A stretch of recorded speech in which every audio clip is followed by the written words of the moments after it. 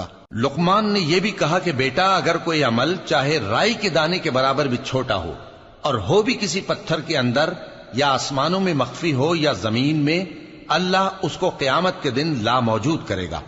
کچھ شک نہیں کہ اللہ باریک بین ہے، خبردار ہے۔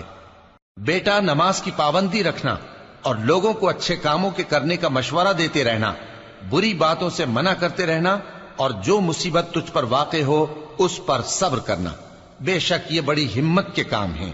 اور تکبر کرتے ہوئے لوگوں کے سامنے گال نہ پھلانا اور زمین میں اکڑ کر نہ چلنا، اس لیے کہ اللہ کسی اترانے والے شیخی خورے کو پسند نہیں کرتا۔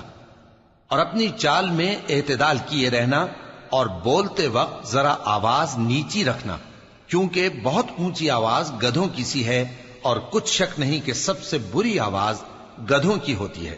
کیا تم نے نہیں دیکھا کہ جو کچھ آسمانوں میں اور جو کچھ زمین